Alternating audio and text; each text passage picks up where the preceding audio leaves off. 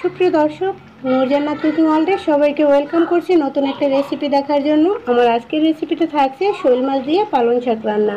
পালং শাক এটা খুবই মজার একটা শাক, যে কোনো মাছ দিয়ে রান্না করলে খেতে কিন্তু অসম্ভব মজার হয়ে থাকে। মজার এই রেসিপিটা দেখতে হলে পুরোটা ভিডিও জুড়েই আমাদের সঙ্গে থাকুন। এখানে আমি 1 কিলো পালং শাক নিয়েছি আর শাকগুলোকে কেটে ধুয়ে খুব ভালো করে পরিষ্কার করে নিয়েছি। এবার একটা চালনির মধ্যে ঝরা দিয়ে রেখেছি যাতে করে দ্রুতই পানিটা ঝরে যায়। আর এখানে বেশ কিছুটা শোল মাছ নিয়েছি, মাছগুলোকে কেটে ধুয়ে পরিষ্কার করে নিয়েছি আর এগুলাকে আমি একটু ছোটো ছোটো টুকরো করে কেটে নিয়েছি। চুলায় একটা প্যান বসিয়ে দিয়েছি আর প্যানের মধ্যে আমি দিয়ে দিচ্ছি পরিমাণ মতো রান্নার রেগুলার তেল, সাথে অ্যাড করে দিচ্ছি পরিমাণ মতো পেঁয়াজ। তবে পেঁয়াজের পরিমাণটা একটু বেশি হলেই শাকে কিন্তু খেতে বেশি ভালো লাগে।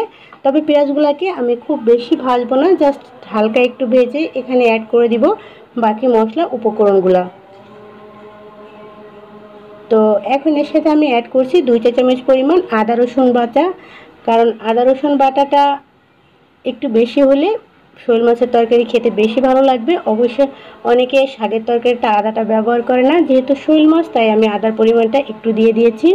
সাথে দিয়ে দিলাম পরিমাণ মতো লবণ, হলুদ গুঁড়া, লাল মরিচের গুঁড়া, ধনিয়ার গুঁড়া ও জিরার গুঁড়া। সব মশলা উপকরণগুলাই আমি আমার তরকারির অনুপাতে দিয়েছি। আপনাদের তরকারি বেশি কম হলে বাড়িয়ে কমিয়ে দিতে হবে। সাথে সামান্য একটু পানি অ্যাড করে দিচ্ছি বেশ কয়েকটা কাঁচামরিচ 2 ভাগ করে দিয়ে দিয়েছি। যেহেতু শাকের তরকারি আর শাকের তরকারিটা একটু ঝাল ঝাল হলেই খেতে বেশি ভালো লাগে, তাই আমি লাল মরিচ এবং কাঁচামরিচ দুটোই একটু বেশি পরিমাণে ইউজ করেছি। এখন এখানে আমি মশলা থেকে খুব ভালো করে ভুনে নিয়ে অ্যাড করে দিচ্ছি শোল মাছগুলোকে অফ ক্যামেরায় আমি হলুদ লবণ মেখে প্রায় 10 মিনিটের মতো রেস্টে রেখে দিয়েছিলাম, যাতে করে লবণটা মাছের মধ্যে খুব ভালো করে ঢুকে। তো মাছটাকে এখন পানি ছাড়াই আমি মিডিয়াম আঁচে রেখে এটাকে অনবরত নেড়ে চেড়ে খুব ভালো করে কষিয়ে নিব। এখানে কোনো পানি আমি অ্যাড করব না, আর মাছটা যেহেতু শাকের থেকে উঠিয়ে রাখবো না, এর ভিতরেই শাকটা ব্যবহার করব, মানে শাকটা দিয়ে রান্না করব, তাই অতিরিক্ত কষানোর কোনো প্রয়োজন নেই।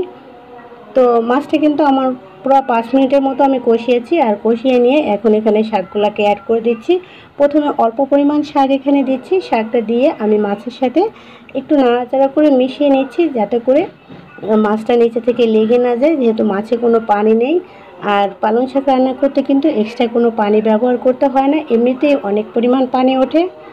আর শাকটা দিয়ে আমি একটু নাড়াচাড়া করে মিশিয়ে নিয়ে বাকি শাকগুলোকে এখানে অ্যাড করব, যেহেতু শাকের পরিমাণটা অনেকটা বেশি, 1 কিলো শাক। তো এখন বাকি শাকগুলোকে এখানে আমি একে একে করে অ্যাড করে দিচ্ছি।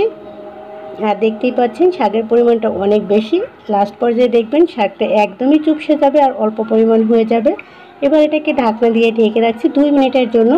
আর এছাড়া আর কোনো ঢাকনা আমি ব্যবহার করব না, যেহেতু শাকের কালারটা যদি আপনি সবুজ রাখতে চান আর মানে পানি ছাড়া রান্না করতে চান, তাহলে অবশ্যই কিন্তু আপনাকে ঢাকনা ছাড়াই এটাকে রান্না করতে হবে। তো সব শাকগুলো কিন্তু একদম চুপসে গিয়েছে, আর এখন আমি শাকটাকে উল্টিয়ে পাল্টিয়ে দিচ্ছি। তবে একটু সাবধানে উল্টাতে হবে, যেহেতু মাছটা যেন একদম গলে হালুয়া না হয়ে যায়, সেক্ষেত্রে কিন্তু খেতে একটু ডিফারেন্ট লাগবে। আর ইতিমধ্যে দেখাই যাচ্ছে অনেকটা পানি উঠে এসেছে, আর এই পানিতেই কিন্তু পুরো রান্নাটা কমপ্লিট হয়ে যাবে। এক্সট্রা আর কোনো পানি ব্যবহার করার কোনো প্রয়োজন নেই। তো আমি এবার একদম চুলার আঁচটা হাই হিটে রেখে কিন্তু আমি পুরো রান্নাটা করব। আর রান্নাটা কিন্তু একদম শেষের পর্যায়ে চলে এসেছে, পানির পরিমাণটা একদম কমিয়ে গেছে। তবে আপনারা যদি চান এর থেকে ঝোলটা কমিয়ে রাখবেন, সেক্ষেত্রে কিন্তু আরও কিছুটা সময় জাল করতে পারেন। তবে আমি পালং শাক দিয়ে একটু ঝোল ঝোল করে মাছ রান্না করলে আমাদের কাছে খেতে বেশি ভালো লাগে। এই তরকারিটা আমাদের এলাকাতে বা আমাদের কাছে খুবই মানে মজার একটা তরকারি। জানি না কে পছন্দ করেন, কে পছন্দ করেন না। তবে যদি কেউ এটা না খেয়ে থাকেন আর পছন্দ না করেন, একবার হলেও ট্রাই করবেন, আশা করছি অনেক বেশি ভালো লাগবে। তো রান্নাটা কিন্তু এ পর্যায়ে সম্পূর্ণ কমপ্লিট হয়ে গেছে, আর আমি অফ ক্যামেরায় একদম লবণ মাছটা চেক করে নিয়েছি, একদম পারফেক্ট হয়েছে।